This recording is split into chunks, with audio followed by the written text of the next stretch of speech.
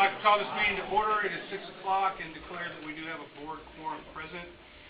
If you will please stand for our invocation, which will be led by Father Jim Lyons from St. Jerome's Catholic Church in Clute, and then our pledges of allegiance, which will be led by SFA students Sierra Hardesty and Mia Solis, and LJI students Julia Whitlow, Kate Schwartner, and Kyla Casey. Well, I'm really honored to be here with you guys. I use this book. This book has blessings. One thing about the Catholic Church, we have a blessing for everything. Fishing equipment, boats. I mean, there's even one for a meeting like this. So I said, I'm ready to go. And before I start, I have to tell you, it's a great honor to be here. I've used this book to bless thousands of kids over the last 25 years. And you know, there are a lot of kids that have come through TWOG and here in Brazoswood that came to this country, first generation, that are now doctors and nurses. And so, you know, need to know that you're doing a good job. You know, that it starts with you guys, so I appreciate that very much. God is love, and the desire to make us share in this love, He sent His Son into the world to come to our aid in gentle kindness to help those who are weak and unfortunate. In His great love for us all, Christ said that whatever we do for the least among us, we do for Him. Let us then pray for the Lord's richest blessings on the members of this organization who are devoted to helping their brothers and sisters. Blessed are you, Lord God of mercy, and through your Son gave us a marvelous example of charity in the great commandment to love one another. Send down your blessings upon these board members, all here present, who so generously devote themselves to helping others. When they are called on in times of need, let them faithfully serve you and their neighbor. We ask this through Christ our Lord. Amen. Amen.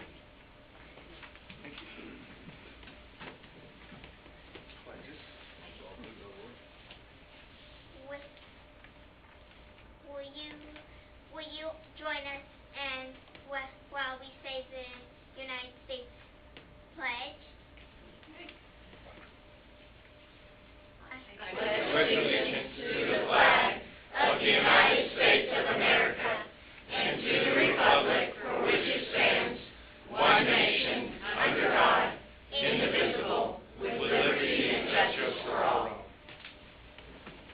Please join us in the Texas pledge. Honor the Texas flag. I pledge allegiance to thee, Texas, one state under God, one and indivisible.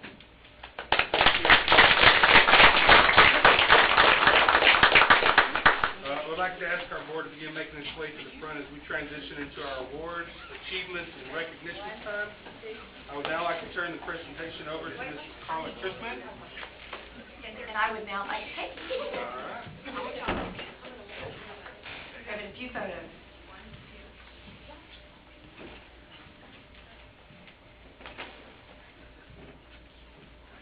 Thank you, ladies. Good evening, Superintendent Massey, Board President Howard, board members, staff, and our guests. Tonight, we will recognize students and staff setting the standard in educational excellence across the state of Texas and the nation. Up first to present will be our Executive Director of Secondary Academics, Brian Cole.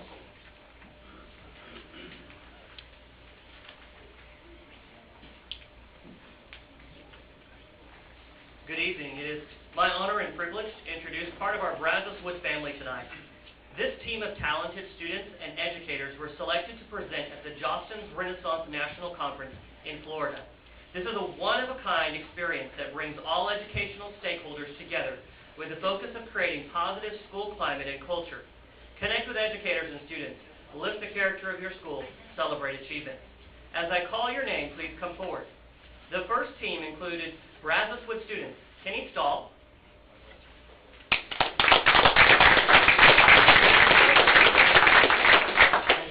Carolyn Jett, Martha Estrella, Yare Nieto, Secondary Teacher of the Year Stephanie Jett, and Brazos Wood Principal Rita Pinavalley. This team presented Raise Your Culture through a Renaissance Revival. Brazos Wood High School just started living the Renaissance life, and it has already impacted the school in a positive way. See how quickly you can turn your school culture around within a year using quick and easy ideas. Team 2 included Brazos Wood Principal Rita Pinavalley and computer science teacher Jeff Kimmerly.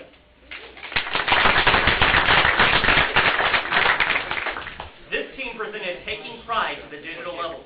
Brazos Wood High School uses a cashless reward system and a student monitoring program to communicate with students and parents for events, parties, and pride points earned for demonstrating school pride. This easy way of keeping track makes earning rewards easy and monitoring progress fun. Thank you for all you do, setting the standards and sharing with others the strength of Brazosport ISD.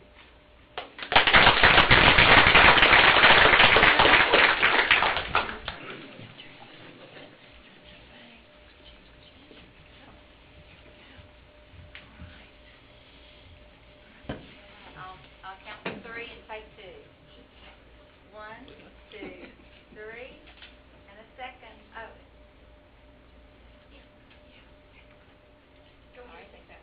Okay. 1, 2, 3. Thank you.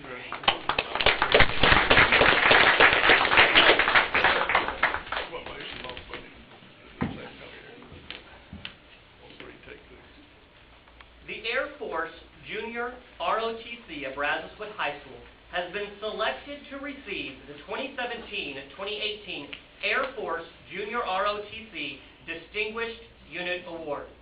This award recognizes Air Force Junior ROTC units that have performed well above and beyond normal expectations, and that have distinguished themselves through outstanding service to their school and community while meeting the Air Force Junior ROTC Citizen Development Mission for America.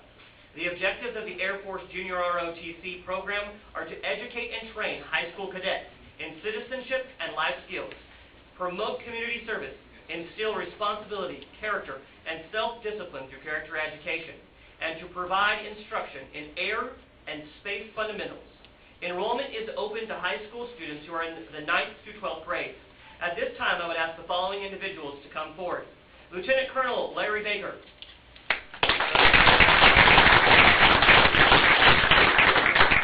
Chief Master Sergeant Larry Caesar.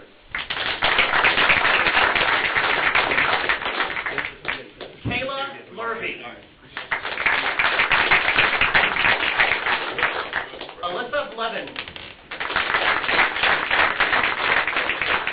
Floyd Brown. Alyssa Lopez.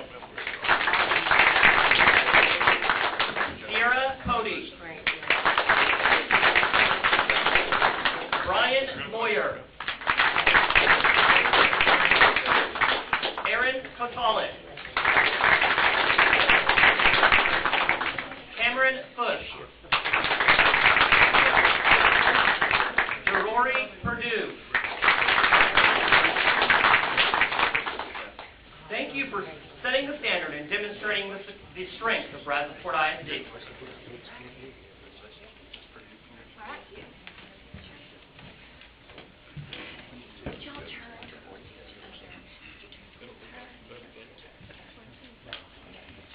There we go. Now did you get more people? Closer. Closer. Can I move you down? There we go. All right.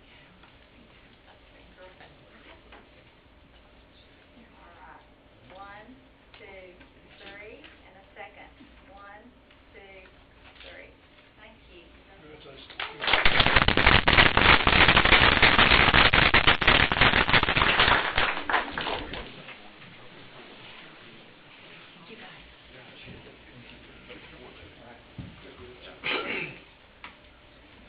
To present our next couple of awards is our Director of Career and Technical Education, Jesse Jennings.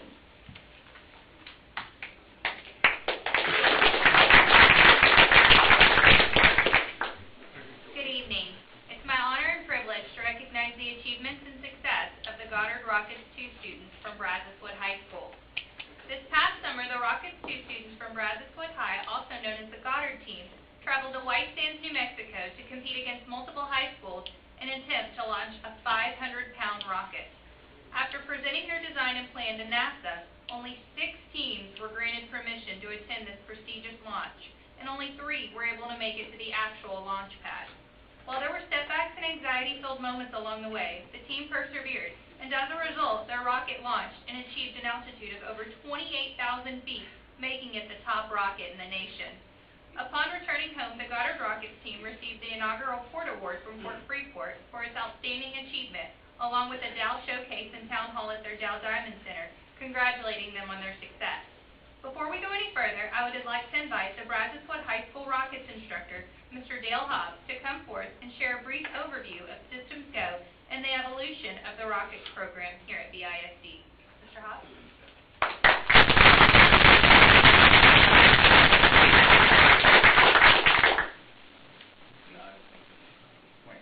Hi, my name is Dale Hobbs. It's my privilege to teach this course. I've done it now for 7 years since the beginning. And I want to give you a quick overview of what the curriculum is really like. It was began about 1996 by a high school teacher in Fredericksburg, Texas. He wanted to bring the experience in the U.S. space program back in the 60s with the Mercury program, Gemini, Apollo group, early 70s. He wanted to bring that into the classroom, so he began this Systems Go. It's now a nonprofit corporation. It's in lots of high schools in the country. Oh, these numbers remind me, they're now in 75 high schools across the, I guess, 4 different states, 11 of which were qualified to participate at the Goddard level. 9 went to NASA to give their presentations. 6, as you've heard, went to New Mexico, and 3 made it off the launch rail. It is a projects-based learning kind of, oh, sorry about that. My teacher voice. It's a project-based learning curriculum, but what we really strive for is this 21st century workforce skills, leadership, problem solving, communication, and encouraging people to go into technical and engineering type careers. These are some of the sponsors that help us at the Systems Go level, and the one sponsor I don't show here yet is NASA, of course. They've done a lot over the years since the beginning to help do reviews of projects. And here are our NASA presentation teams for the last several years. And the past year, this is the Goddard presentation team. Several of these guys are Noah Carter, our dynamics manager, is here, and our lead engineer, Camille Edwards, in the middle there is here. So thank y'all very much for coming. They got college and stuff going on right now. There are 3 levels of the curriculum named after the fathers of rocketry for these different countries. For Russia, Konstantin Tsiolkovsky, we introduced the aerospace curriculum. And to test their knowledge, we have them build 3 small rocks to make sure they understand what was going on. Then the second semester, they work in teams to build a rocket to take a 1-pound payload to an altitude of 1 mile. And you see here on the right, that's perfect recovery for a 1-pound payload vehicle. We flew that. That was first periods from this year. The flight readiness review was done by Mr. Andy Berger with the Da Vinci Maker Lab. They told me that review was intense and sincere and thorough. Thank you for helping there, sir. The second-year level, named after the father of German rocketry, Hermann Oberth. We do a 6-week tour on the history of rocketry, but they also have to mathematically model the flight, simulate the flight from ground to engine burnout, apogee, and deploying parachutes, and then take that to NASA for approval, build it, and fly it through the sound barrier. Then third level, after Dr. Robert Goddard, father of American rocketry, we also do history.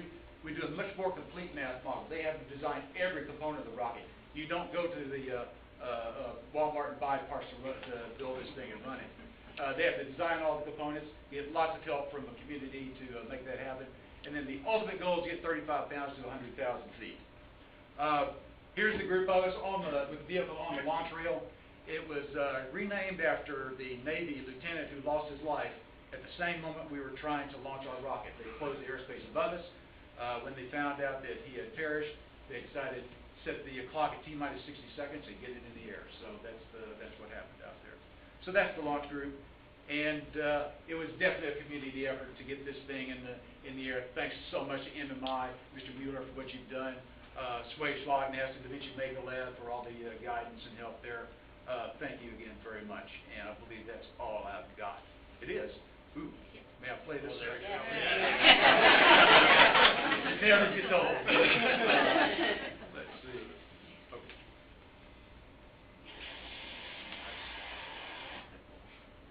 Different angle.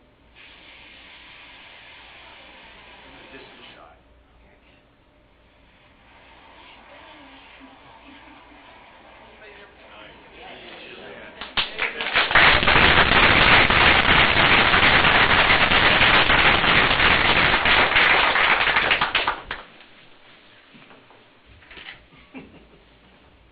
Thank you, Mr. Hobbs.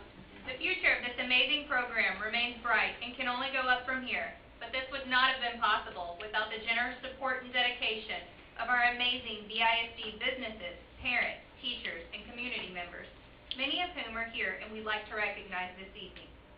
Here this evening is members from our Goddard team, including Camille Edwards,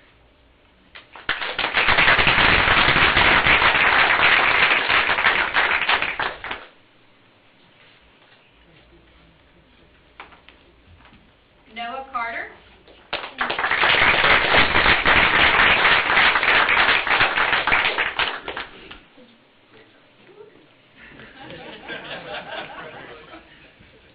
and Riley Maddox.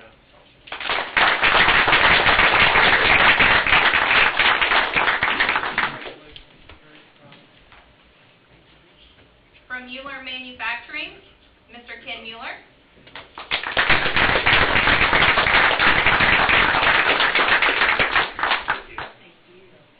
And Mr. Dallas Benson.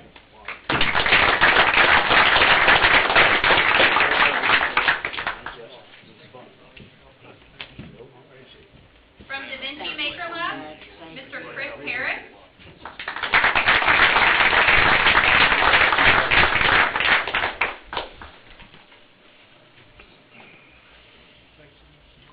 Mr. Randy Merrick.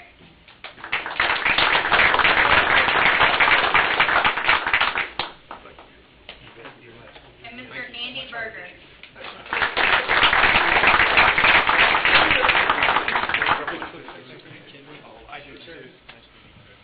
From Tuedla is Mr. Kevin Moriarty.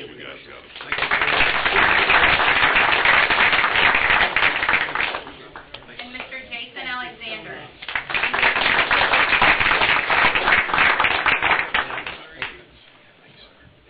From Port Freeport, Ms. Phyllis Sadhoff.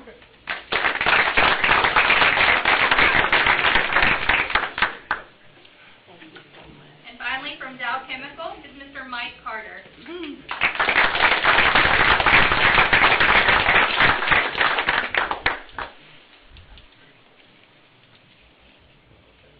And last, but certainly most not least, the mentor and teacher, Mr. Dale Hobbs.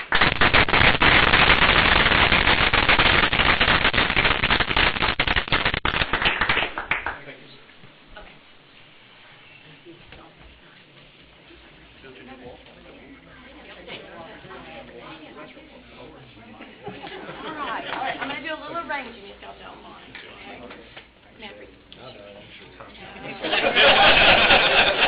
I am.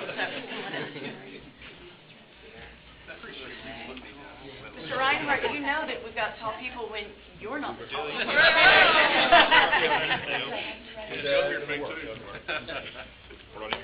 Yeah, you're perfect right there. Come on up. Come on up. If I could have you come right over to the stage. Come down.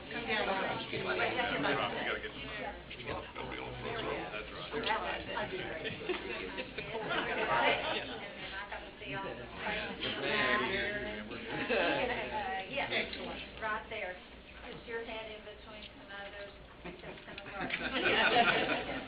I'll get two on three. 1, 2, 3. Then my second. 1, 2, 3. And hold. Who else is one?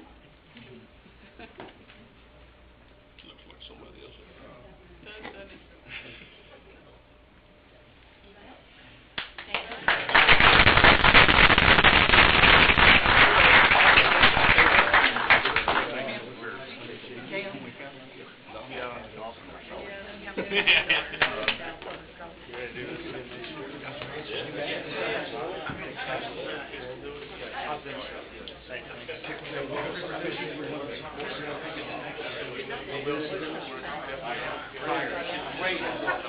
Hogg would like to give a presentation. I could ask everyone to please have a seat. Mr. Hogg has a presentation.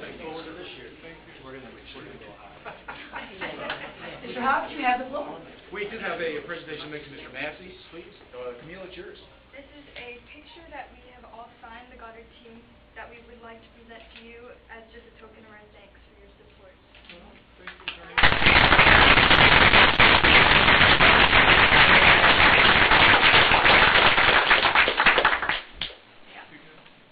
Got it.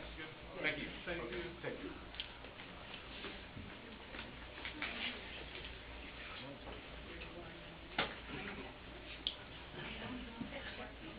All right, well, it is my pleasure again tonight to recognize another generosity and support of Freeport LNG.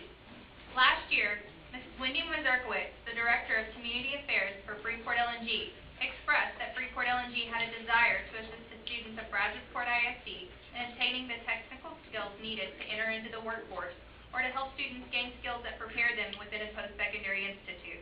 As a result, they provided a generous donation in the amount of $265,000 to go towards the manufacturing.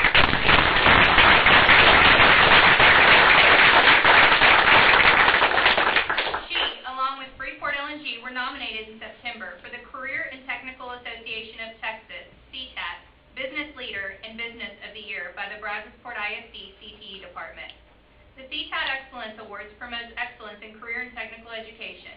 They recognize individuals as well as businesses who have made extraordinary contributions to CTE in helping them to build programs that exemplify the highest standards, along with conducting opportunities to promote and expand CTE programs. It is my pleasure to announce that this summer, Freeport LNG was selected as recipients for this distinguished honor. Here tonight to accept their awards are Miss Wendy Mazurkowitz, our CTAT Business Leader of the Year, along with Freeport LNG's Rick Pena for Business of the Year. Thank you.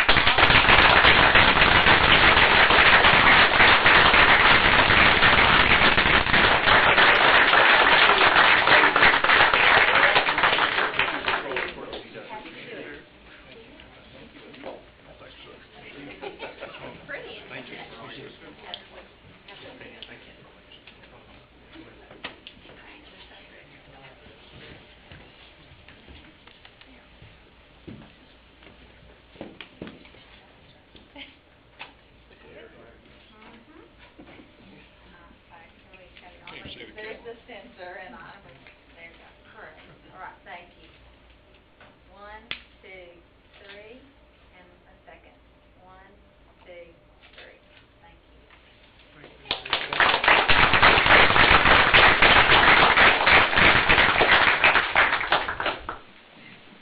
Next, to continue honoring some of our community contributors will be our Assistant Superintendent, Mr. Jay Whitehead.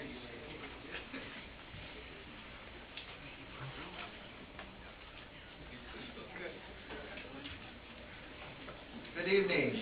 Brazosport ISD believes that collaborative partnerships are vital to strengthening the learning experience. Tonight it is my privilege to recognize the Junior Service League of Brazosport for their efforts in coordinating the 4th annual Stuff the Bus event. On July 28th, JSL members were stationed at both entrances of our local Kroger wearing green Stuff the Bus shirts. They encouraged shoppers to purchase and donate items such as tissues, disinfecting wipes, hand sanitizer, bandages, baby wipes, reusable bags, and more, all in the support for our Brazosport ISD nurses. The event was organized as a way to support clean and healthy learning environments. It did not take long for the shoppers to start filling up the BISD yellow bus parked out front. Event sponsors were J&M Wrecker Service and Greater Houston Office Products. Junior Service League recruited the help of After 5 Rotary, who volunteered to load the bus with donations. Donations were delivered to the BISD warehouse, and these ladies unloaded, sorted, and boxed over 8,000 items to be delivered to our BISD nurses. On behalf of the Board of Trustees and Mr. Massey and all BISD nurses, I'd like to invite the JSL Service Projects Chair, Melissa Blanks, and the rest of the Junior Service League members here tonight to receive this recognition. If If you would please join us at the front, ladies, we'd like to honor you tonight.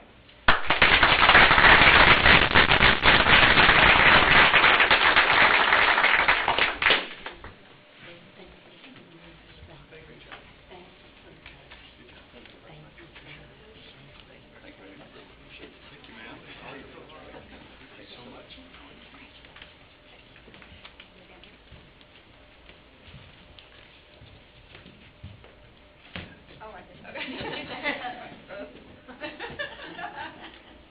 Just a little, Mr. Massey. Thank you. One, two, I got it back out. 1, 2, 3, and my second. 1, 2, 3. Thank you. Thank you very much. Returning for our last presentation is Executive Director of Secondary Academics, Mr. Brian Cole.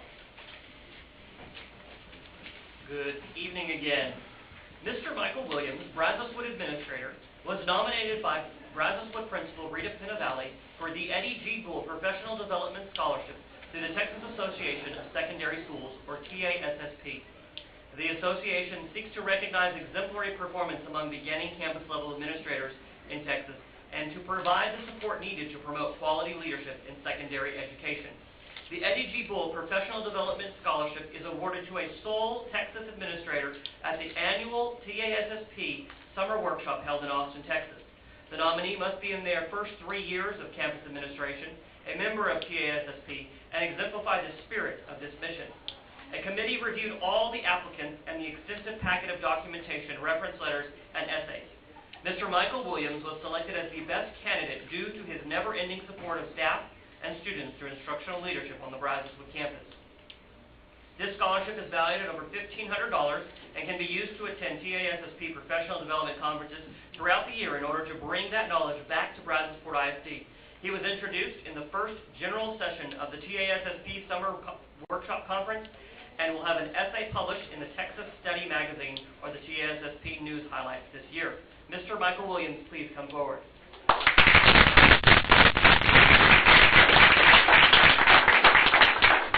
Congratulations on setting the standard in Brazosport ISD and demonstrating the strength of our district.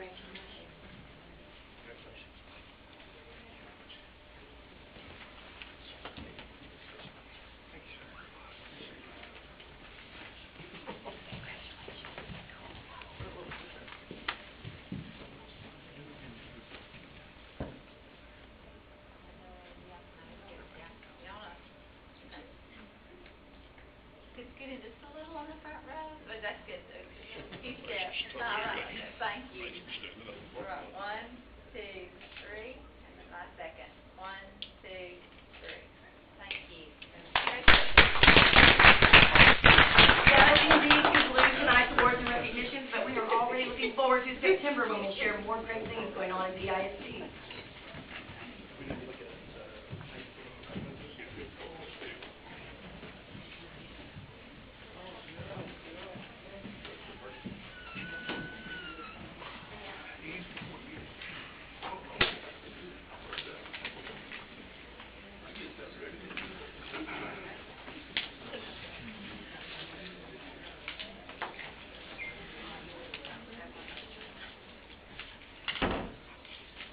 At this time, in accordance with BED local, the board will provide an audience with individuals who have signed up prior to the meeting to address the board. Tonight, we do not have any requests to comment to the board, so we'll move on to our next agenda item. We have a public hearing.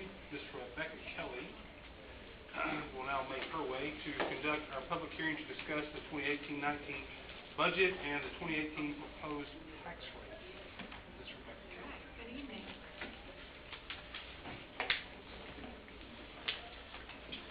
This is a public hearing, so audience participation is invited at the conclusion of this presentation. Thank you. Good evening. In accordance with Board Policy CE and Section 44.002 through 006 of the Texas Education Code, tonight it's my pleasure to conduct a public hearing on the 2018-19 budget and the 2018 tax rate. Development, review, and consideration of the 2018-19 budget were completed with a detailed and exhaustive review within the context of our district's mission statement, strategic plan, and board policy. Board Policy CE and Texas Education Code Section 44.002 through 006 of the Texas Education Code outline the legal requirements for adopting the budget. On August 6th, the board approved the proposed tax rate and the date for this public meeting, which provides the public the opportunity to provide feedback on the proposed 2018-19 budget and the 2018 tax rate. All legally required notices have been posted on the district's website and advertised in the local newspaper on August 9th. The board will take action later this evening to adopt the budgets for the general fund, debt service fund, and child nutrition fund. As required by House Bill 5, the state compensatory funds have been separately budgeted and prioritized to support additional accelerated instruction for students that fail to perform on the EOC.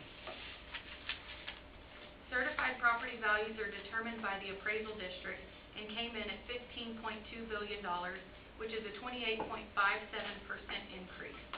$2.23 billion of that increase is new value related to the projects that have approved 313 agreements. There are 53 additional homestead exemptions in 2018 versus 2017, and we will keep our promise to the voters and maintain the INS tax rate of 21.5 cents, which will generate $32.2 million in tax revenue. Revenue collected from the INS tax rate is not subject to the Robin Hood recapture system, so 100% of the taxes paid stays in BISD and is used to repay the debt related to voter-approved bond issuances. Here's the detail of the $31.9 million, which will be the 2018-19 debt service obligations. Total principal outstanding for all series is currently $213.8 million. The repayment terms extend out 25 years for debt issued related to the 2012 and 2014 bond issuances, and then older issuances have 8 years remaining. The 2018 new series will be issued in a few months and will be the last $45 million of the $175 million of the bond program that voters approved in 2014. Certified M&O values are $13.3 billion. The difference between the INS values and the M&O values is $1.87 billion. We have 6 value limitation agreements that are in effect. Recapture is increasing $25 million. Recapture is calculated based on prior year property values per weighted average daily attendance. Our property wealth per student is $718,000, which is greater than the equalized wealth level set by the state, and that is why we pay recapture back to the state. I want to make it clear that the tax rate is not what's causing BISD to be considered property wealthy. It's the values per weighted average daily attendance. So lowering the tax rate would not decrease the property wealth per student. Without these limitation agreements and had these companies paid tax on the full value of these sites, the money would have just gone back to the state. These agreements require that the company hold us harmless to pay us directly if there is any loss of funding to the district that is related to the limitation. In addition to the hold harmless payment, the companies have also agreed to pay us supplemental payment. So there is no loss of revenue to BISD, and it actually increases the funding we would have otherwise received without the agreements in place. The value growth from these projects are fully taxable for INS purposes, so the benefit to the homeowners and other taxpayers is the value increase creates capacity to issue bonds to address the facility and capital needs of the district without increasing the rate.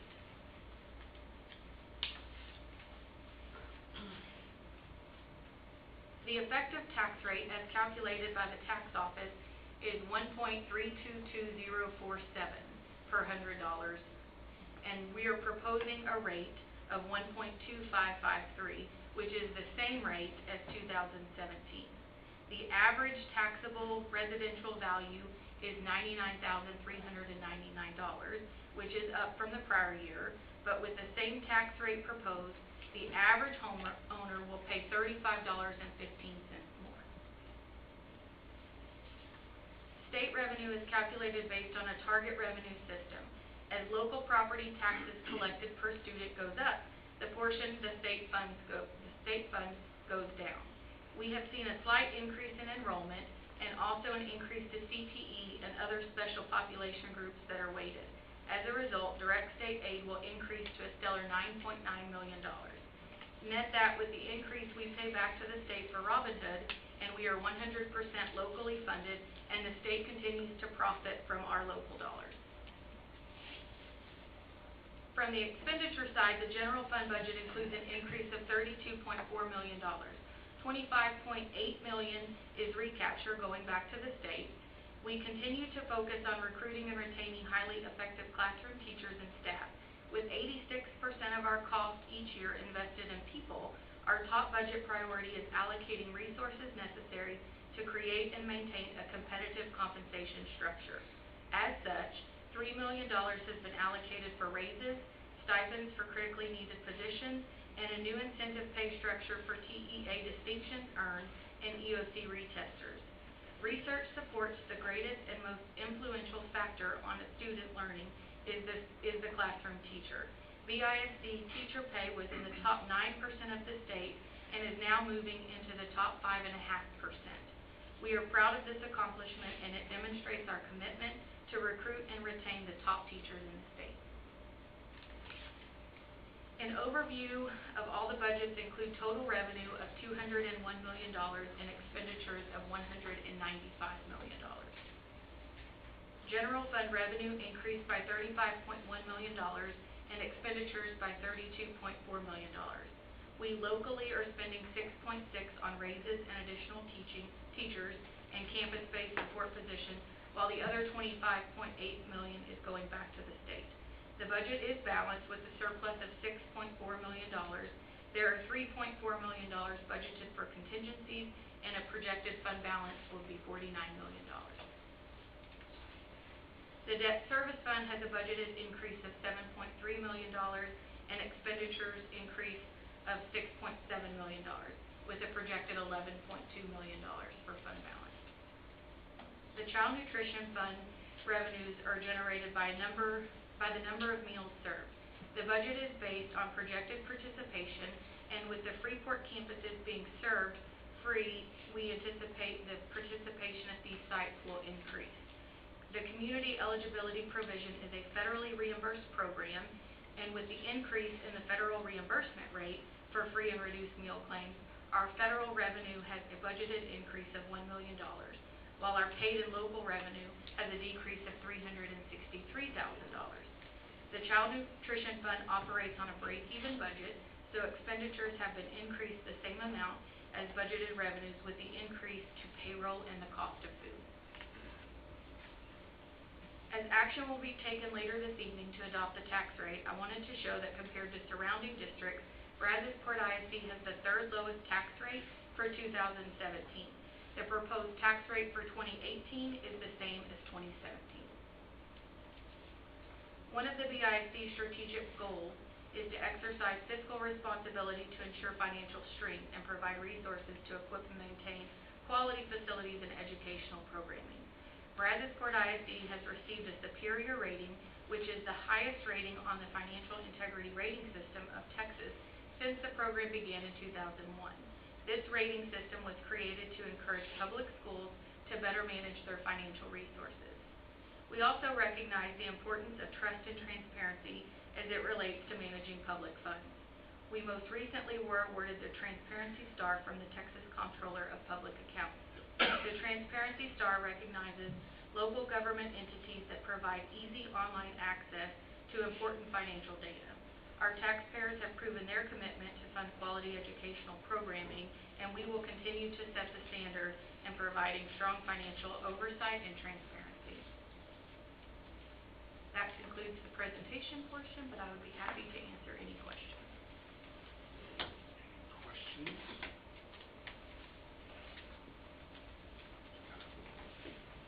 Mr. Jerry? Audience first. Non-employee audience? Well, never mind. Any questions from the board? I have a comment, because I was here years ago fund balance being where it is, I think it was $6 million when I got here. So it's projected for $49 million. Like my grandfather would say, if that doesn't get your fire started, then maybe your wood's wet. But that is a testament to Rebecca, but also to her predecessor for taking care of our business. Thank you for that. I don't have any questions other than that. Thank you, Ms. Rebecca.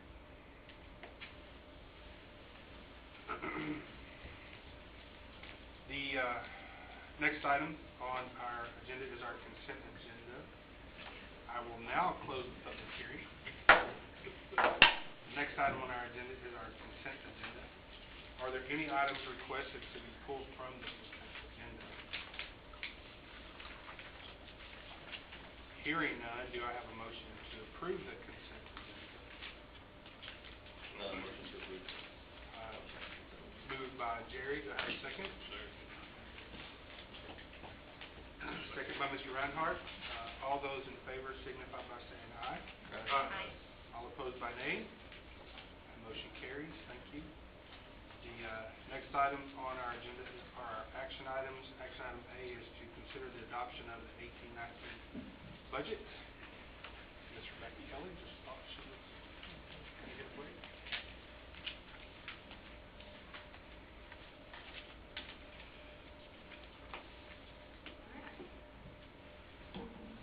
The following is in accordance with Board Policy CE and Section 44.002 through 006 of the Texas Education Code. A public meeting was held earlier this evening to discuss the 2018-19 budget and the 2018 tax rate. The proposed budget for the 2018-19 General Fund, Debt Service Fund, and Food Service Fund are presented for adoption. As required by House Bill 5, the state compensatory budget has been separately budgeted and prioritized to support additional accelerated instruction for students that fail to perform satisfactorily on the EOC assessment. The administration recommends that the Board of Trustees vote to adopt the 2018-19 state compensatory budget, which is included in the proposed revenue and expenditure budgets for the General Fund, Child Nutrition Fund, and Debt Service Fund.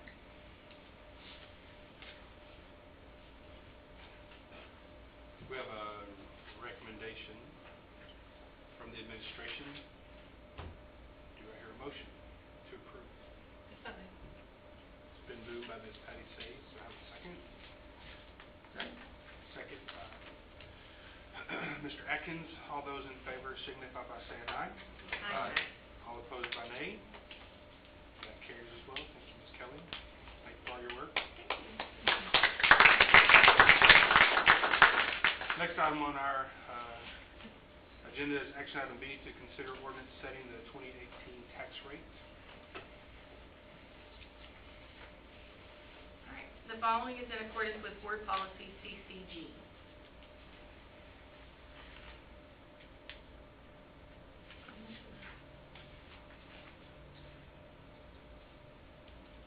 All right, so back up the slide. The proposed rate was set on August 6th. All required publications have been made, and the public hearing was held earlier this evening. We've now adopted the 2019 budget, and so at this time we need to adopt the tax rate. I want to point out that the effective tax rate, as calculated by the tax office, was $1.322047, and our proposed rate is the same rate from 2017, which is 1.2553. So at this time, administration recommends that the board adopt the attached ordinance setting the 2018 tax rate. All right. We have a recommendation from the administration. Do I hear a motion to approve?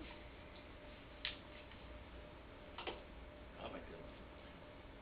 Mr. Atkins moves to approve it as presented. Do I have a second? Second by Mr. Reinhardt. All those in favor signify by saying aye. Aye. All opposed by nay. Carries as well. Thank you, ma'am. Next item on our agenda under action items is action item C, to accept the second application of the Freeport LNG Development to amend agreement for an appraised value limitation on qualified property, comptroller file number 1098. That is correct. Ms. Kelly. So in accordance with Board Policy CCG, tonight administration recommends that the board approve the amended application to Freeport LNG 313 agreement number 1098. Mr. Casey had a scheduling conflict and is unable to attend this evening, so we have his protege, Mr. Chris Grammer, with Moe Casey and Associates here tonight to present the terms of the agreement and answer any questions you may have. So at this time, I'll introduce Mr. Grammer. Come on. Come on.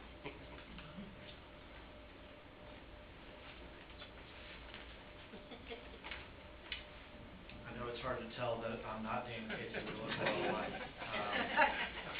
And to do my best Dan impersonation, I'll ramble. Exclude the details. No, I'm just kidding.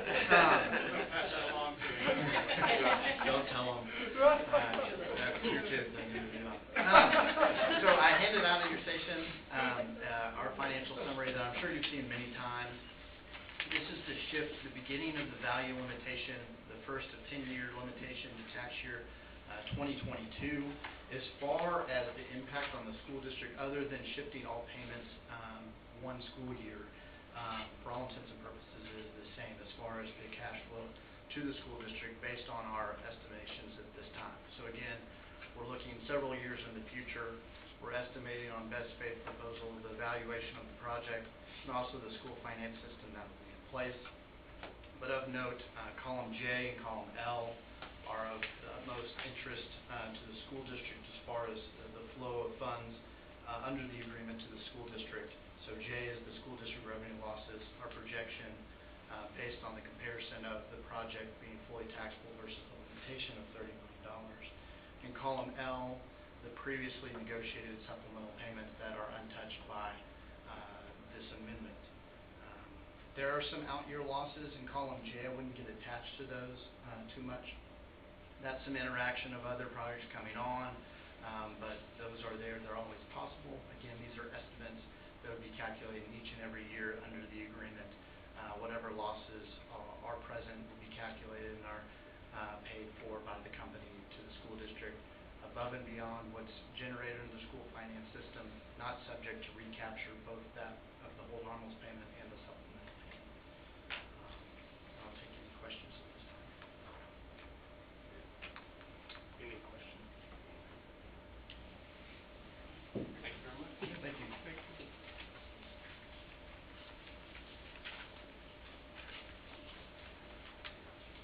So the administration recommends that the board approve the amended application and retain Moe Casey and Associates to represent the district. All right, we have a recommendation from our administration. Do I hear a motion to approve? Move for approval. Moved by Scott, do I hear a second? Second by Ms. Cuellar. All those in favor signify by saying aye. Aye. All opposed by nay. Carries unanimously. Thank you, ma'am. Before we go on, I'd like, if you haven't read Moe Casey's letter concerning APF accountability, you need to. It's good. So, I don't know who did it, but thank you. I'll pass that along. Thank you very much. Yeah. Take credit for it while you're here. Maybe that'll offset you being fired. The next item on our agenda under action item is action item D, the district student outcome goals and constraint measures. Ron Redden. Yes, sir. Good evening. In accordance with board policy BAA legal and district goal BISD will provide a rigorous and relevant learning experience to ensure every student will be future ready. It's my pleasure to present the updated district student outcome goals and constraint measures for your approval. In August 2017, the board approved 5 student outcome goals, 3 superintendent constraints, and 4 board constraints, along with annual performance measures for those outcome goals and constraints. Throughout the year, the board received reports on the progress being made toward accomplishing the growth performance measures and for the 5 outcome goals and the constraint performance measures for the 3 constraints. The district met 8 of 13 growth performance and constraint performance measures in 2018 and partially met 2 others. Administration reviewed the outcome goals and constraints long-term measures and the 2018-19 growth and constraint performance targets and is recommending adjustments to some of the long-term measures and annual performance targets for outcome goals 1, 2, 3 and 5, and superintendent constraint 2. District outcome goal 1 reads, the percentage of students reading on grade level will increase from 71-74% to 100% by the year 2020. The district's well-publicized Read 2020 initiative is the heart of this outcome goal and remains an active district initiative. To support classroom instruction, pre-K through 2 teachers receive guided reading professional development throughout the 2017-18 school year to help them hone their instructional practices in reading. The district grade level reading goal for kindergarten this year was 82%. 90.6% of our kindergarten students finished the year on grade level, which was a 33% increase over where the students were performing when they entered kindergarten. First grade students matched the annual target of 81% reading on grade level by the end of the year, while second grade students finished below their target. Annual targets for each grade level were adjusted as a result of student performance. The kindergarten measure was increased to 95%, while the targets for both first and second grade were reduced slightly. However, the goal measure remains 100% of grade K through 2 students reading on grade level by the year 2020. The wording of outcome goal 2 was changed to perform above the state passing standards, thus removing the ranges of performance that were in the original goal. This was done to simplify the goal's wording without losing the emphasis on performance above the state. The growth performance measures were rewritten to focus solely on one subject at a time. The annual targets for this year and next were rewritten to focus on individual grade levels based on their 2018 performance levels. Growth performance measure 1 emphasizes reading performance. A major district instructional initiative this year is to implement guided reading with fidelity at the middle school level, which data indicate is needed. Targets for this year were adjusted based on 2018 performance, with measures indicating that the district will be at or above the state passing standard for reading at all grade levels by the end of this year. Growth performance measure 2 of outcome goal 2 focuses on mathematics. Math performance in grades 3 through 8 continued to show improvement this year with growth at every grade level. While grades 6 and 7 continue to lag behind the states, students in both grade levels closed the gap in state performance, with grade 7 closing it by 10%. With longitudinal increases in math performance over the last 3 years, we are confident that students in grades 3 through 6 and 8 will outperform the state in 2019, while students in grade 7 will match or beat the state passing standard. The district outcome goal with the most revision was Goal 3. Goal 3 reads, the percentage of first-time tested students assessed on STAR end-of-course exams will perform above the state passing standard by the year 2020. Outcome Goal 3 was reworded to narrow the focus to first-time tested students.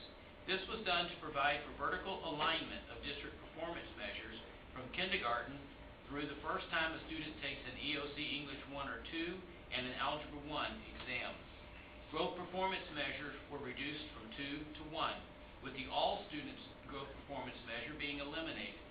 The emphasis on first-time tested students does not mean that we will no longer focus on students who retest EOC exams. Strategies to address those students, including a strategy to incentivize teachers to help those students to pass, will be included in the district improvement plan. In addition to the narrowed focus of the goal, targeted outcomes were adjusted to align with 2018 performance. Although the district did not meet the 2018 target of equal to or exceeding the state passing standards, students maintained or improved performance in each tested subject.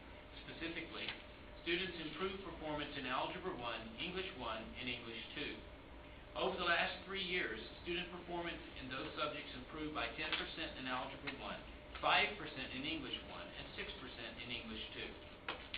Although the 2019 target is ambitious, administration considers it attainable because of the successful initiatives implemented in 2018 that will enter year 2 of implementation this year.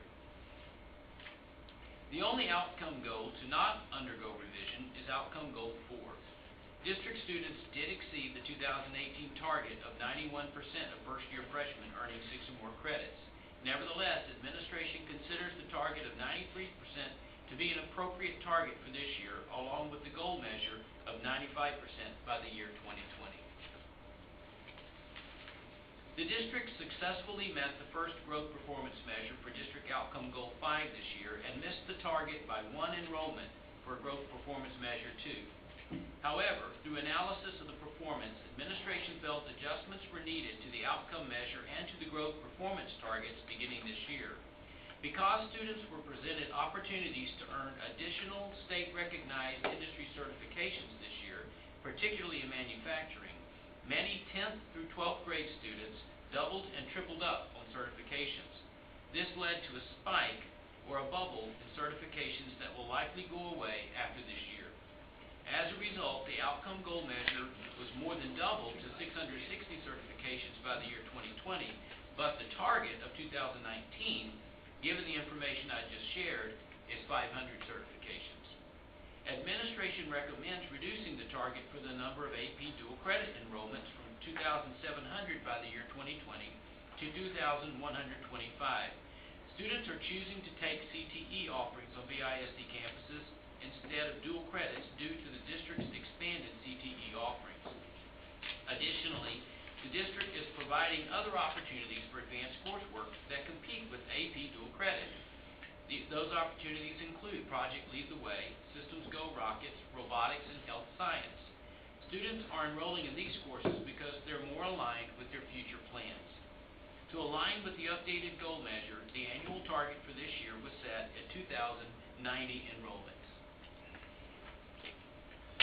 Superintendent constraints are statements about what the superintendent will not permit as the district works to accomplish the outcome goals.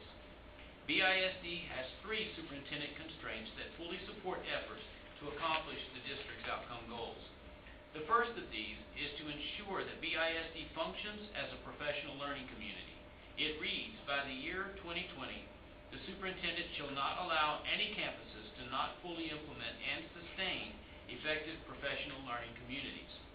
Over the past 3 years, the district has implemented and taken significant stride towards meeting this constraint. Every campus in the district is implementing the PLC process at the developing level, with one campus, Polk Elementary, not only implementing it at the sustaining level but receiving national recognition for their efforts. In order for the district to accomplish the district's outcome goals, teachers and administrators must ensure that all students learn at high levels in a culture of collaboration with a focus on results. 2 years ago, the district launched an initiative to improve teacher attendance. Discretionary attendance at that time was 93%. The first step in improving attendance was to award a stipend of $300 each semester to staff members with perfect attendance, and $150 per semester to staff with 1 absence. In addition, the district began to use board meetings to recognize campuses with the highest teacher attendance. Over the past 2 years, teacher discretionary attendance has improved to 95.7%. What is most impressive about that number is that teachers accomplished the 3-year goal in 1 year. It should not be surprising that as teacher attendance has improved over the past 2 years, so has student performance.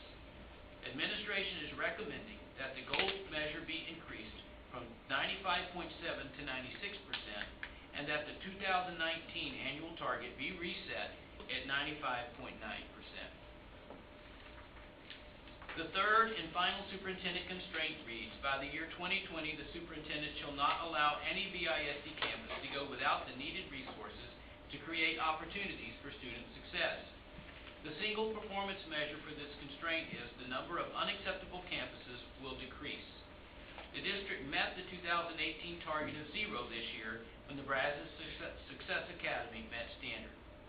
The district continues to provide numerous resources to campuses to create opportunities for success.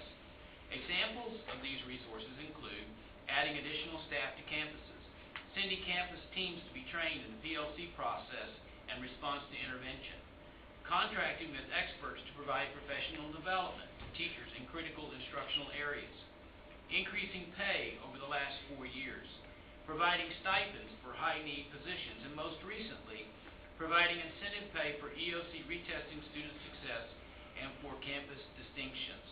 These are only a few of the resources provided by the district. There are many, many more, with the result that all BISD campuses are now met standard.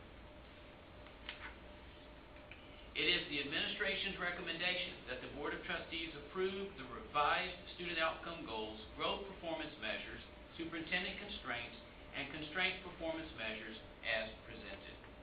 At this time, I'd be happy to answer any clarifying questions you may have. That's a lot of information. All right, Mr. Reinhardt. It's probably not a surprise to you, but I want to address American history. And I know over the years, it's been tough to get resources that would enhance student performance. I would hope that we move forward and do our best to acquire all resources possible to bring that. That 7% below is probably not real low, but it's lower than it needs to be, I would think. And I would like to see us kind of jump into that a little bit. I know the classroom teachers. I know that they do everything they can for what they got. Just be sure they have everything they need to have so they get what they got. Mr. Spears. On outcome goal 1, growth measurement, way back there.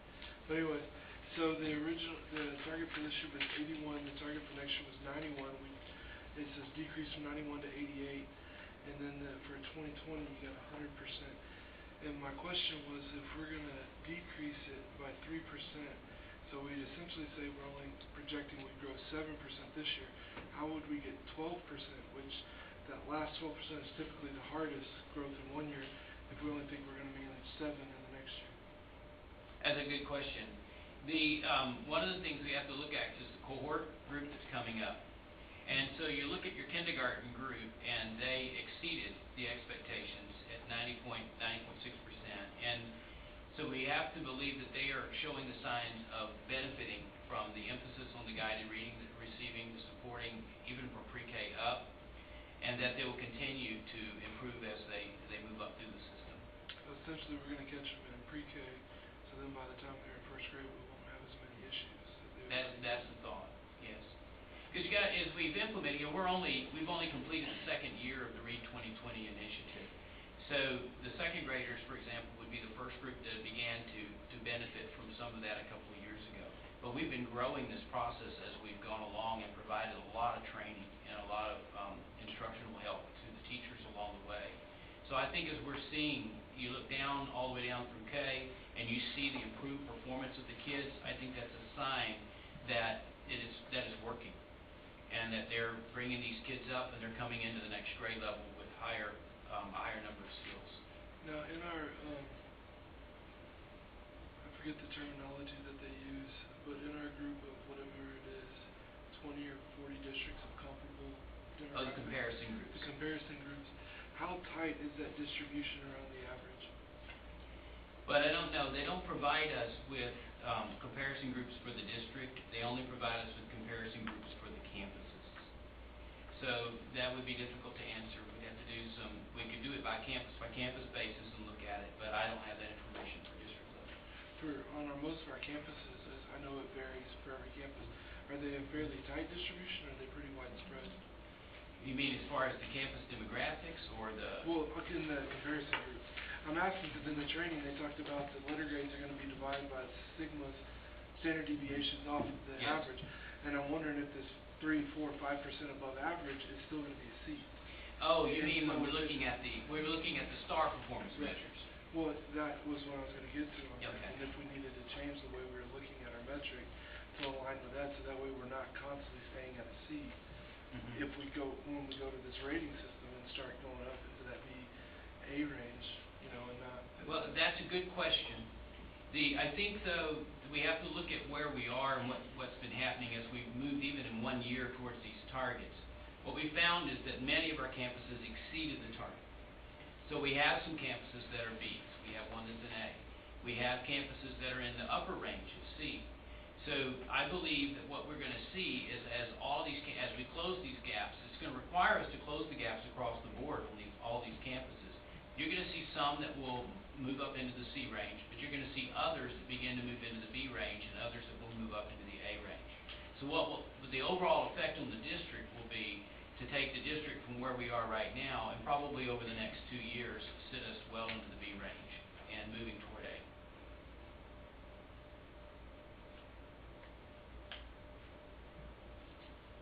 Answer your question? Yeah, I mean, we'd have to look at it campus by campus to see, because depending on how tight that distribution is, 1% may do it, or if it's real spread, I mean, you could do an 8-10% increase and still be a C, right? And we feel like we're knocking fire, but what's the community seeing the average campus? And what's difficult about that, Mr. Spear, is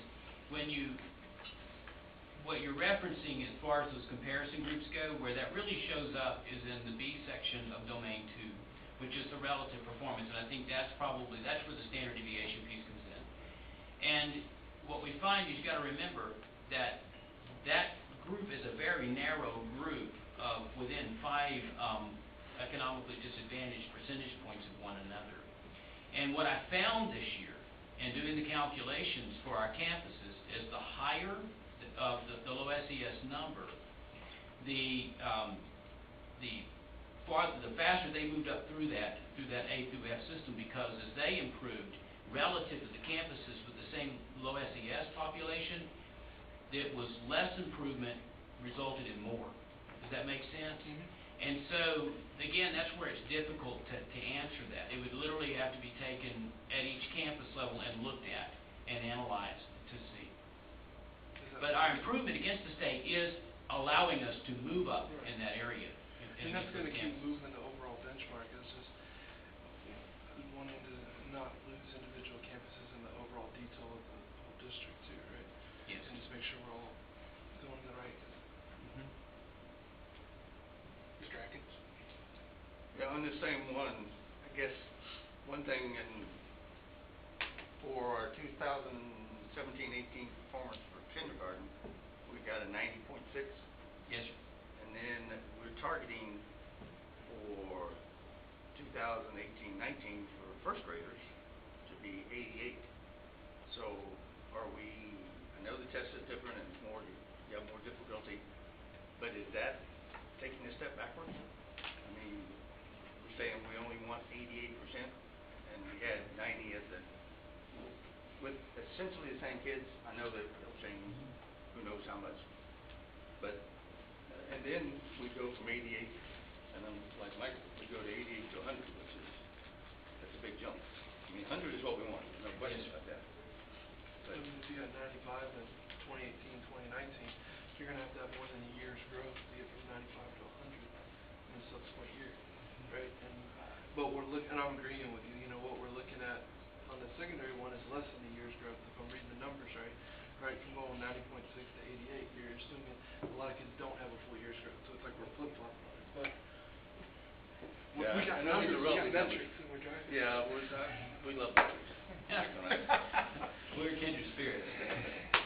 But you know, is that a potential? Are we saying that we may take a step backwards? But I don't see a step backwards. I know the scores are relative. I realize that, but they are numbers. Yeah, that's the thing, is I think if we look 2-3 years ago, what the gap was between kindergarten on grade level and first grade on grade level, it was 15, 20, 30%, and we're looking at 2% because we know that it's a lot easier to determine the screener on grade level kindergarten than once they get the first. And so that really would show, as you say, relative numbers. It would show quite a bit of improvement from the gap that was there before. But yeah, I mean, when you look at it, but we set the target at 100%, and so we didn't want to deviate from that. So we are much closer now than we were. But yeah, you both make very valid points. Yeah, those are the same discussions we had when we were setting them. Yeah. Well, I guess also when we look at the second grade, we're looking at the 2017-18 of 77% for second grade, and then we're looking for the third grade performance for next year to be 3% above the state level, which is This year was 76. Third grade was 76. Fourth grade was 72. So, Yeah. so that number is interesting because we're going down on the state level. And that's what makes the comparison so. Well, it's a little bit different. It's a different instrument. One is measuring just basic reading. The other one is a STAR test that's measuring a whole plethora of things. So it's a little bit different. It's almost an apples and oranges, but I can see where your point is on that. Our hope would be that we would see our students to continue to increase that gap with the state based on where they're coming in third grade now. Yeah, because really, when you look at the state scores, passing scores, they're not that great. Oh. No. You know, 76, 72, 78, 66, 72. I mean, those are reading. You know, Those are reading, yes.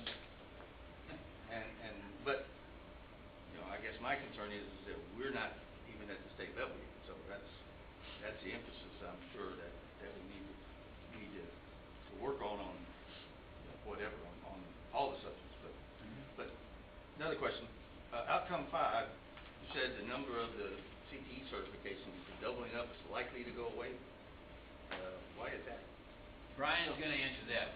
So this year, we would traditionally have offered a certificate in a sophomore class. We offered several brand new certifications, especially in welding. We got not only our sophomore certified, but also our juniors and seniors. If it was traditionally a junior level class, we got all of our juniors and all of our seniors certified.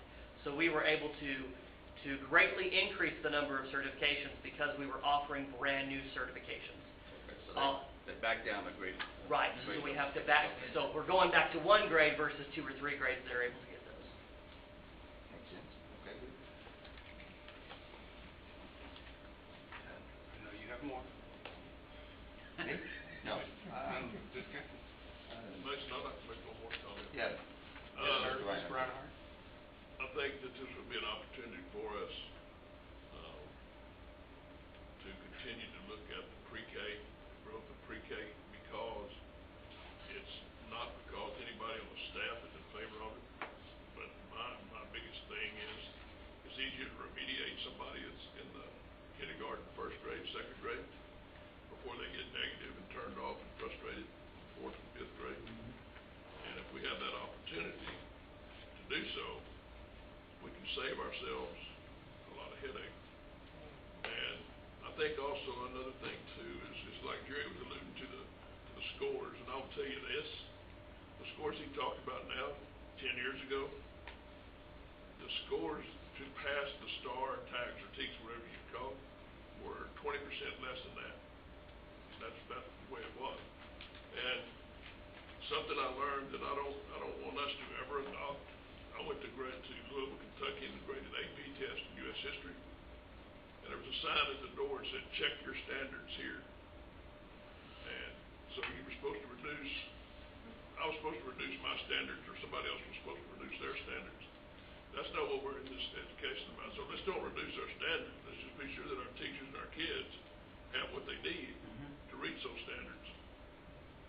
And that's putting folks on the campuses and in the classroom, helping kids. That's why we're here. Thanks, sir. I knew you did.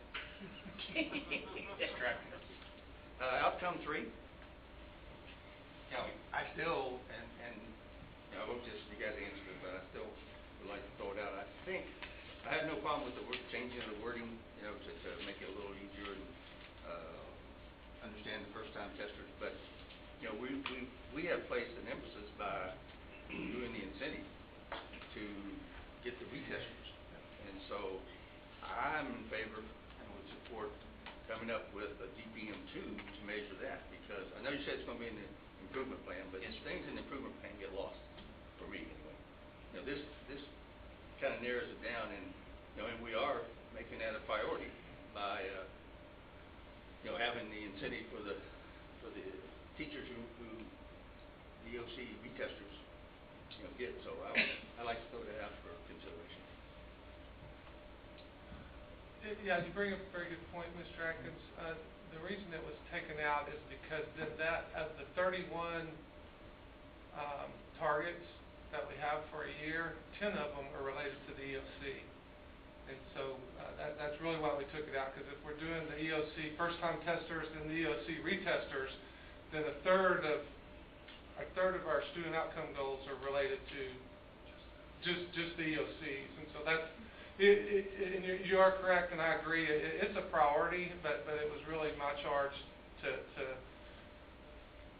let's just, I thought that was too much of our student outcome goals for the district to have that heavy of emphasis on EOC. And so we will still provide resources and teach social studies and science. We will still target the EOCs.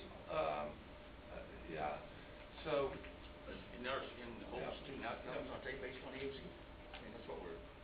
No, as far as there's the early literacy, there's the 3 through 8 reading and math. Okay. Yeah, there's the 9th grade credit, there's the dual credit AP, and then the certifications. And so there was 31 of those total, and 10 of them last year were related to EOC. So it made really a third of our student outcome goals as a district were related to the EOC.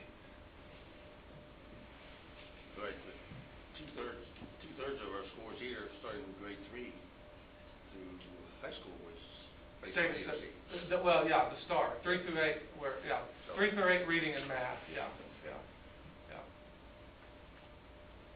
Okay, because I was noticing that this year I think we had less retesters. Is that good or bad? The percent of our retest passers increased, yes. Yeah, but the number of students that we had retesting, the numbers are less. Is that because they didn't come, or did we improve that much? I don't have the numbers in front of me, but I know there was like 100. No, it was fewer tested in the summer than tested last summer. That is correct. Okay. And it's a little of both. Students don't. Turnout for summer school is not what we would hope it to be. Well, I guess that's really my basic question. But the number of retesters, because the pass rates for our EOCs have gone up for first-time testers, has decreased as well. So it's a little of both. Do it right the first time. Right, exactly. And then you don't have to come back and incentivize and reteach. I guess my question was is that we had less, but is that because they didn't come? Well, I mean, it was dramatic. I mean, it was over 100 and something. It was like 30 this time or 50 or something. I mean, it was. If I might add, we spend a lot of emphasis on what we call RTI, responding to intervention. So what we try to do is help the students before they fail. We're putting in interventions and tutorials and Saturday schools and peer tutoring and all kinds of things that the high schools had to catch the students before they fail. And I think our RTI programs are really becoming systemized so that we have a process to help them. We don't just wait till after the test and then recon. And many of the, if we looked at the all testers data for the STAR test, many of our campuses saw double-digit increases in those pass rates, which would indicate a large number of our retesters are passing versus prior years. So we would anticipate that our numbers in the retest cycle will continue to drop even further with the incentive pay in December. We'll have a December testing, and then we'll have another testing in May. So I would anticipate and hope that our number of summer school testers continues to decline. Yeah, I think that would be a good thing. It would be very good. As far as I can figure out. Cost saving all the way around. Any other questions? I'll quit for a while. Okay, for a while. I'll be back.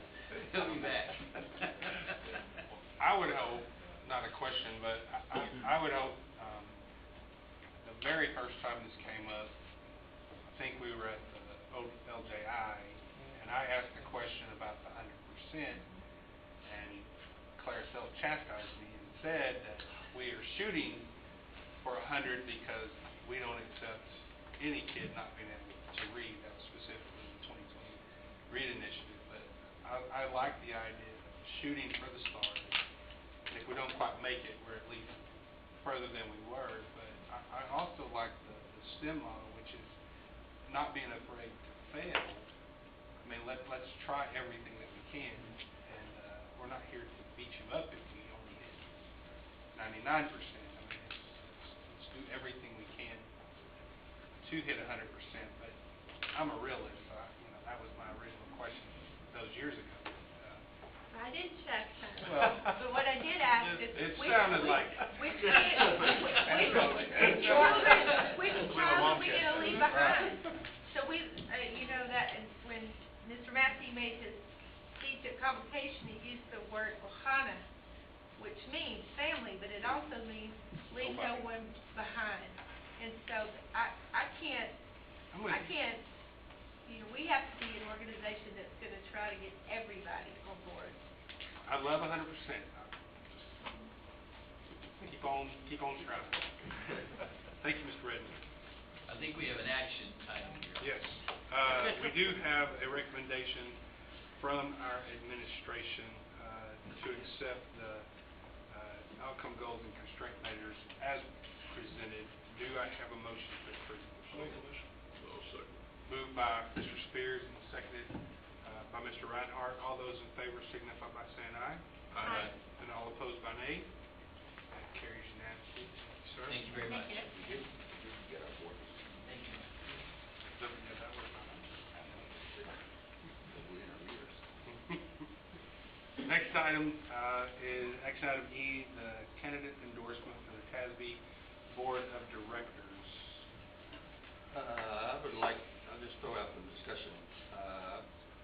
Emailed Tony Hopkins a couple times back and forth, and he seems very interested. He's close by. He is representing the small one. Georgianne, known her for a while. In fact, she had lunch with us at what? Training in December. We were fortunate enough to go. Oh, she did? Which one was she? She's an older blonde haired lady.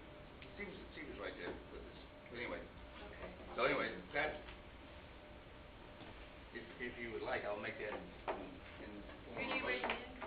I recommend Georgianne Brettmeyer from Klein ISD for position A, and Tony Hopkins from Friendswood ISD.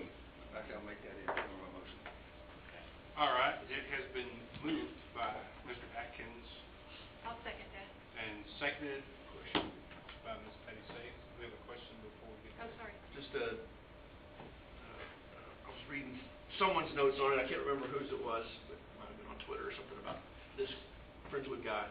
But just a discussion point. But his promotion. Maybe it was his email to us that we got. His promotion was that he was in the same city as both the state senator and representative, and how great a thing that was. I often wondered if that was. And we could put some pressure on him. Yeah. And we could go both ways, right? We could say, hey, what has he done? Is he going to be an advocate for us, or is he going to be a puppet for those two? And one of them, we don't want him to be a puppet for, from an education standpoint, anyway. So, Yes, It'll be a good thing to watch. yeah. So something we probably should keep an eye out for their next nomination next year, or 2 years, whenever he's done. All right. We do have a motion that has been seconded for Ms. Georgianne Brettmeyer from Klein ISD for position A and Tony Hopkins from Friendswood ISD for position B. All those in favor signify by saying aye. Aye. All opposed by nay. All right, that carries. Thank you, Mr. Atkins, for your input. The next item that we have is our reports. Report A, 2012-14 bond project update by Mr. Alex Golding. Good evening. In accordance with Board Policy CV Local, it is my pleasure to present the 2014 bond update. For 2012, as of August 20th, we've got 96.41% completed or in progress for the 2012 bond. The 2014 bond as of May 18th. The numbers are correct, the date I didn't. We've got $94,311,763, or approximately 53.89% completed or in progress.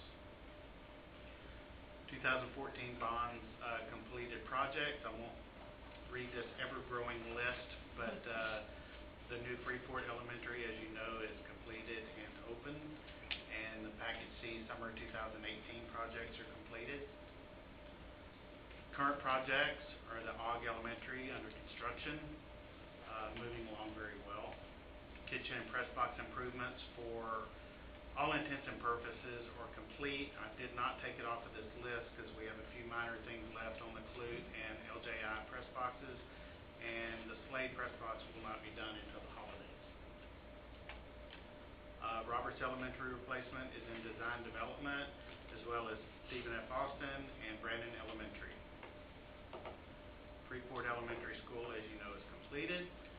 These are current photographs that were taken after school started, and I think every one of you have been through the campus, so I'm just going to skip through these, but it shows the furniture in place, and it's pretty much the furniture that we're using district-wide now.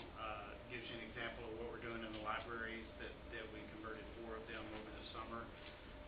We'll do the rest of them next summer.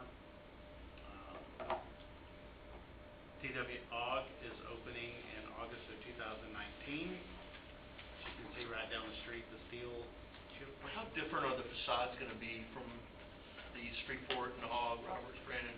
They're as far as materials, not necessarily. Obviously, the structure's going to be the same, but the materials are the same, but the different color colors are bricks. different. Yes. Like for example, I think there's 1, 2, 3, 4 different surfaces on the on Freeport, and those all 4 of those colors will be different on the other campuses. Each one will have their own identity. This drone photograph was taken last Thursday. It's kind of hard to see on the screen, and my drone pilot didn't want to go too high to get in trouble because he has a pretty big drone, so we're going to get a smaller one out there so we don't get in trouble for going so high. Roberts Elementary School opening in August of 2020. This is a rendering which is basically the same as Ogg. However, I will say that the colors have not been selected for Roberts yet. We'll probably be doing that in the next couple of weeks. And this is the rear photograph of the school that shows one of the driveways coming in. This picture shows the positioning of the new school on the site. I've got another one in there that shows where the existing campus is, but this identifies the streets, all the parking lots, and the front of the school faces Plantation just like the existing school. This one shows you can see the darker shadowing in the front that shows where the existing school is in relationship to where the new campus goes or will go. These pictures do not reflect where the detention ponds are. We'll probably have more than one on this site, with the largest one being where the existing campus is. Oh, yeah. You have a question? No, it's my favorite item. Hey, yes. I guess to that point though, are we going to maybe do a little more effort, since that'll be front facing to a pretty major road in our city? We may need to do a little more than just let it go to grass or go to weed. The city of Lake Jackson will require certain things from tell us. us every single thing to do on our landscaping. Yeah. And, no, I'm talking about from a retention pond standpoint, in that area, since it'll be kind of the front of the school in this case. You really, from the street, you won't be able to see it too much because all of the trees that are right there on Plantation Drive, you're really not going to know that there's a detention pond there per se. You're not going to see it so much from the street, but we can plant, things around it. Yeah. We don't necessarily. They might suggest that you plant some stuff around it. Yeah, at least the front side oriented or something. Yeah. It's weird to see how it really is close to the highway. I mean, the noise from the highway, because I live about 4 blocks, back, and in the morning I go sit out and drink my coffee. You can hear those cars, it's so loud. And And I'm like, I can't even hear it so far back, but it'll be loud. Because we don't have any sound barriers or anything, but it's just the way it is, I guess. It's gonna be loud. Yeah, you really don't realize how close it is to the freeway. It's very until- close, 'cause yeah, you it's can't gonna see be it loud. from the freeway, right? And there's nothing we can do about it, it's gonna be loud.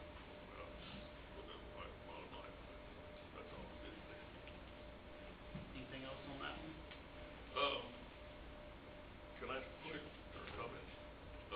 After last year, when we went on the prize patrol, and then on last couple Sundays ago, we had the prayer walk.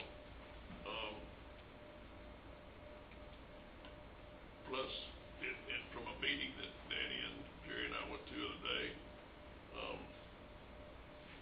we have an opportunity to partner with Jones Creek, if at all possible, to, there's some grants, et cetera, around that can enhance their water system, their sewer system, through the Department of Agriculture.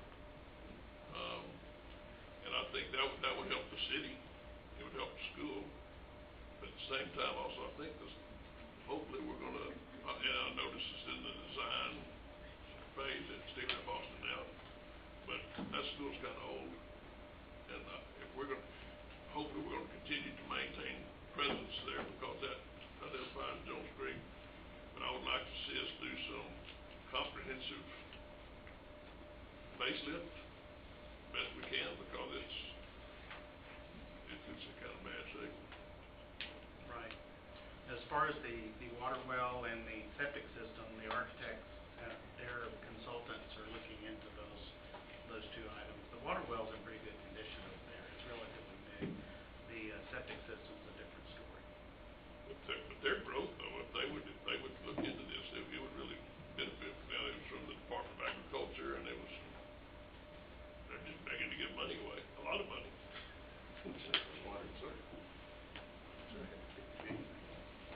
Now, those are independent systems that we have. It's not part of. Yeah, I know, but I'm talking about if there was a way for Jones Creek to get into a complete water system where we could get involved in their water system and their sewer treatment, that would be an ideal thing. And I don't know if there would ever be an intention in Jones Creek to do that or not. The growth potential is pretty large.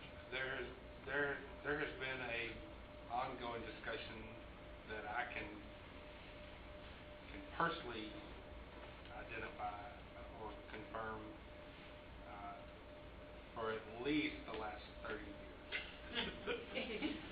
No exaggeration. No exaggeration. Numerous times, there have been opportunities through federal grants. My understanding in the past, it was like 80-20. Federal government would provide somewhere around 80% if the municipality would come up with the 20%. That's been a while. I love Jones Creek. I've been there all my life. There are some folks who are very much for it, some folks who are very much against it. It became a big item about 8 years ago because it came up for a vote 8 years ago because it was at the very same time I was running for the board. And there were numerous discussions and it did not pass then. Though I have been to some of the village meetings and there's still a conversation about it. So I agree. I personally would love to see that. I think that would bring a lot of growth business-wise as well as residents, which would bring more kids to our district. So, these people talk about giving away astronomical sums of money. Billions of dollars. Billions. But that's what it's going to take to, that's a massive infrastructure plan. You have nothing. A large area of land that is not nearly densely populated like some of the other municipalities. So providing services from one end of Jones Creek to the other is a massive undertaking. And so, that's like extending city water out to Bastrop Bayou area. It's just I'm sure you're familiar with what the little Demijohn Island had to go through. For years they tried to get that done. That's the money they got. that they use this money. They got the same money from Farm Back School. Yeah. We did have, once I returned, I did have conversations with Mr. Van Der, and he got in contact with Jones Creek Good. there. Yes, sir. Yeah. 30 years probably when BWA came. A little bit before that. But yeah, I'll probably the less I say. Maybe good. Is there any heartburn about tree removal where the location's at? I'm sorry? Is there any heartburn from anybody about tree removal where the thing's at? Well, I'm sure there will be, but as in all of our projects, we take the trees very seriously. And, you know, that site is just beautiful, but, you know, there's not much we can do in order to get that building to fit on that site. But this picture reflects those are real trees in that photograph. And so, and plus, we will be planting a lot more trees. The city will require us to, and we want to. And I think plus there, if you look at it closely, Plantation Drive at the bottom, those trees that are between there and that front driveway of the present school, those are 95% of them are on city property anyway, so they're not going anywhere. Right. Because we were catching, when we were going around marking them for some sewer basin repair. People thought we were fixing to take all those trees out. No, we were. But they kept calling us. We're getting letters and stuff. Y'all taking those out to build a new school? Oh my God. Any other questions? Alex?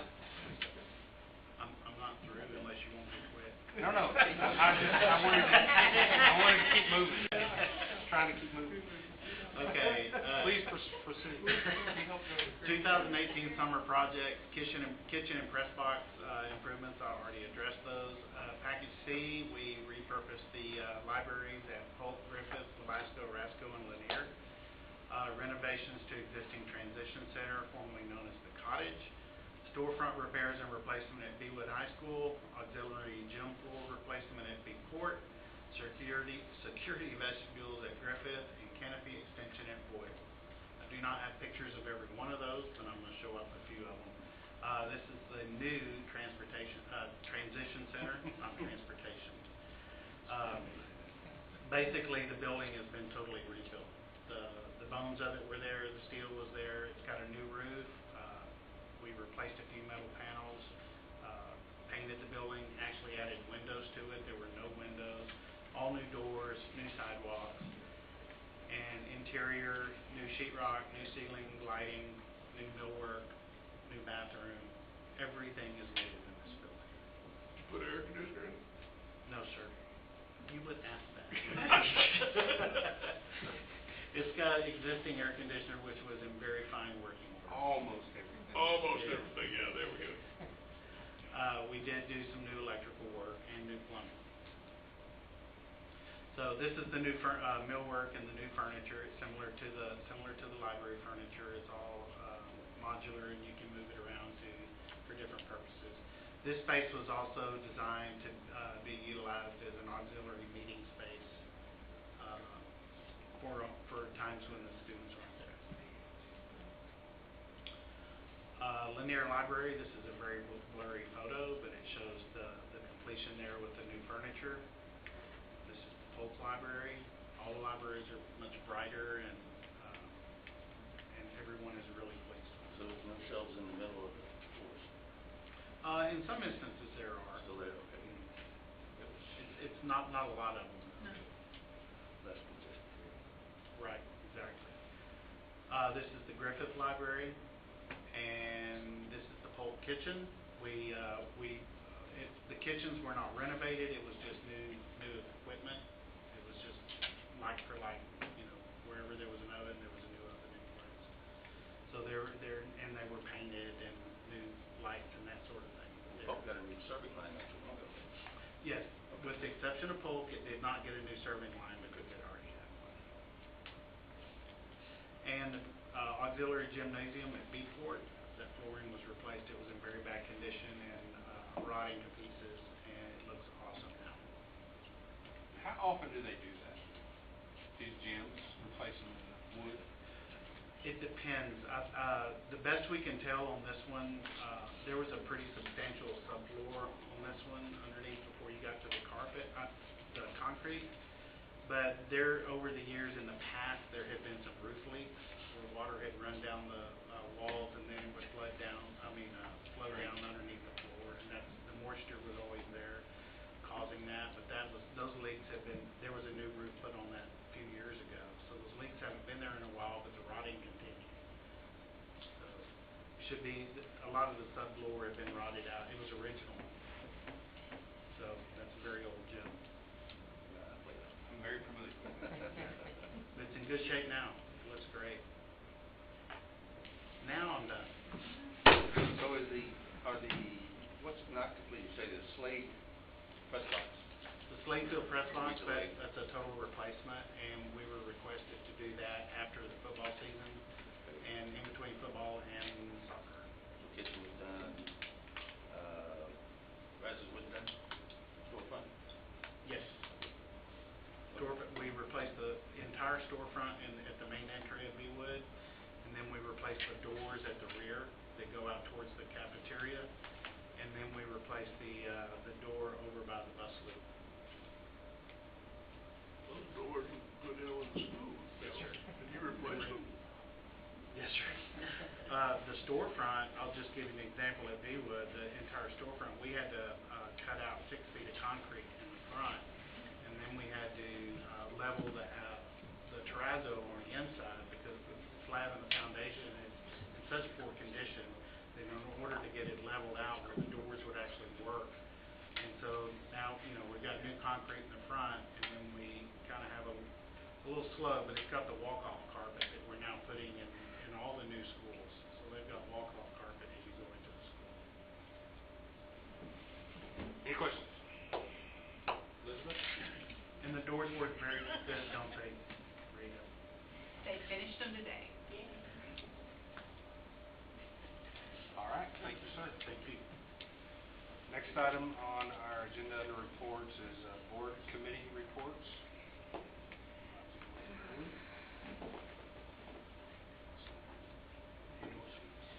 Comments?